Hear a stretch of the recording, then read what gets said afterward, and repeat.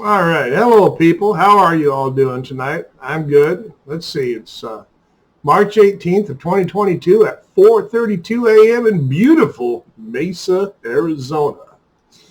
So my thing is well, I like stuff, but my thing is the intersection between religion and politics.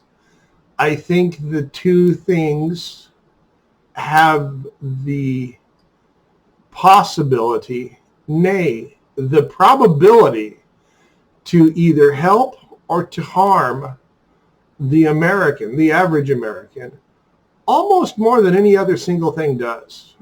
We surround ourselves by idiot politicians on both sides of the aisle. And for the most part, and I'm going to say this, I'm not a Christian. I am an atheist. I don't believe in any of those things. Having said that, it is my belief that most churchgoers and most clergy, I call them preachers, I see them called pastors, but most of those people are good people. The vast, significant majority of them are good people. They're decent people. They're people you can trust, people that you can go to, and if you need help, they'll find a way to assist you, or they'll point you in a direction where you can get the assistance you need. Having said that, it's the bad ones that make the news, right? It's the worst of the bad. It's Greg Locke, and it's Kenneth Copeland, and Jesse Duplantis, and that white gal, I can't remember her name, Kat Kerr, Johnny Enlow. Terrible people. There's just no good in them. They're only here for the money. They don't care about anything else. You really think God needs your money? And that seems to be my perspective largely on people like now Greg Locke. I don't hear him talking about money.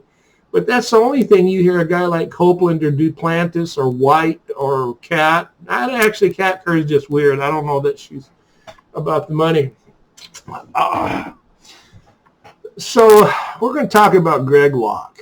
Greg Locke is a pastor at some church in Tennessee where they work out of a tent. Well, that's fine. You know, they've got themselves a place. It seems like it's a pretty heavy-duty tent. He's got a decent-sized congregation, and he's insane. He's got some real sketchy stuff he does. He had himself a book burning a week or two ago, burning Harry Potter books and Ouija boards and whatever else a Christian thinks is wrong with modern literature and games. They're burning toys, all kinds of things. Insane stuff. So I'm watching Telltale Fireside Chats, and he's telling me about how Greg Locke has decided he's got 6 witches in his congregation.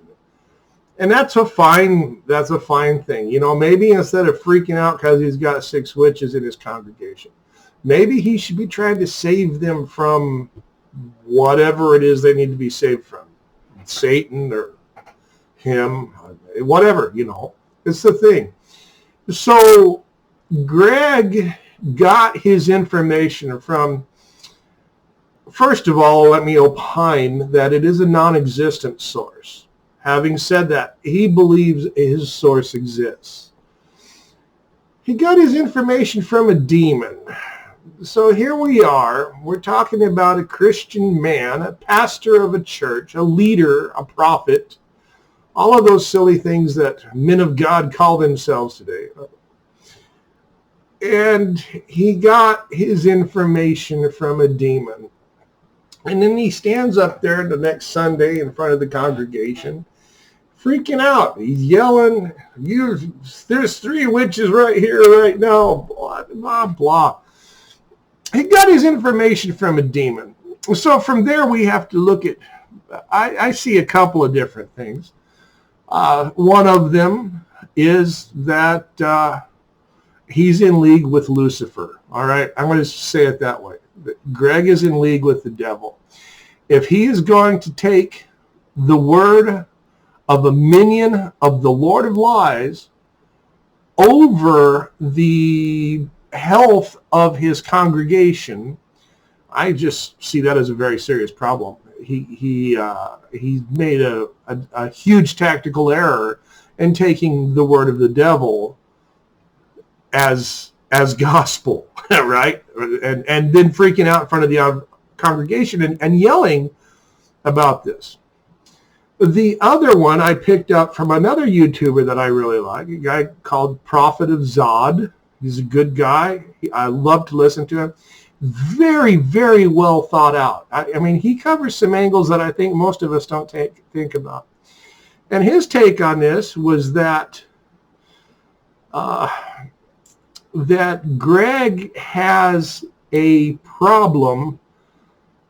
Maybe it could be a power struggle inside the church, or, you know, he touched somebody somewhere and they didn't like it, and he something happened between him and those 6 witches. I like the little air quotes. Witches, really witches. That's the best you can do. So he, instead of trying to correct whatever issue occurred between him and said witches, he decided to ostracize them. He's going to call them out by name. We're going to destroy you, witch. I got your phone number. I know the address of one of you. I can spell your name frontward, and if I have time to write it down, I can spell it backwards as well. All right, that makes me dangerous. Fucking dangerous. Greg is a stupid man. All right, and that's on a fine, clear day. If he was having the best day of his life, he'd still be a stupid guy. He'd just... So having said all of that, I don't respect him. I don't like him. I don't like his policies, his procedures, his politics, or his preaching. Constitutionally, he has the right to do all of that. What I do like, I love the Constitution of the United States of America. And that Constitution gives us a freedom to choose whether we want to be religious, what religion we want to be, or to be not affiliated, not religious. I am an atheist. I don't believe in God. I haven't in a while. Used to when I was a kid. So you guys, the ones of you who are so inclined, you can say, well, you never were a true Christian, because, you know, that's the word I've got for you. Right there. 2 of them. I've got 2 of these, one on each hand. That's for you. Why? Because you don't know me. You don't know anything about me. You know I'm ugly. My beard is unkept. I'm pasty white because I don't go outside. And my breath might very well be bad enough to cause this hair to stand up to try to get away from it. I'm not sure. I'm not sure what's causing that. So it is 4 o'clock in the morning. It's almost 5 o'clock in the morning. I've been up all night. So I guess there we have it. I haven't got much else to say. I'm not even sure what my point was, except to say that we've got preachers in league with the devil now. And that's the way you kind of have to take this one. Even if he's not in league with the devil, his power struggle within his own church kind of suggests that he's not entirely in control of what's going on in his congregation. And we could point right back at the devil and blame him for that as well, because that's the fun thing to do. That's what we do here when in the Christianity is we swing big sticks at hurricanes and we tell lies from the pulpit. And again, let me clarify. I firmly believe, I have known some very, very decent Christians. Perhaps some of the most decent people I've ever known could be ranked as Christians. My own grandfather, my mother's father, was a preacher. I hated going to see him because he preached to us. He taught it. He preached his sermons. He practiced on us kids. You know, we saw them less than once a year, probably less than twice a year. And what we got was a sermon pretty much every time. And I know it's things like that help push me on my way away from religion.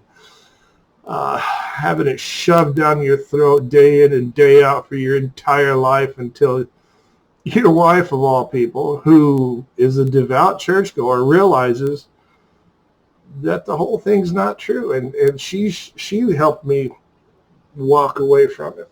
I'm not blaming her. I appreciate it. I feel more illuminated now. That's a funny way to say it. But anyway, Greg Locke took the word of a demon. What else is there to say? I'll let you go. Hopefully, if somebody will watch this one of these times, and you guys can comment, tell me what you think, tell me you hate me, tell me you love me. It's all good. It's all good. You're entitled to your opinion. So you guys behave yourself, and I'll catch you some other time. Have a good whatever you call this, day or night, whatever.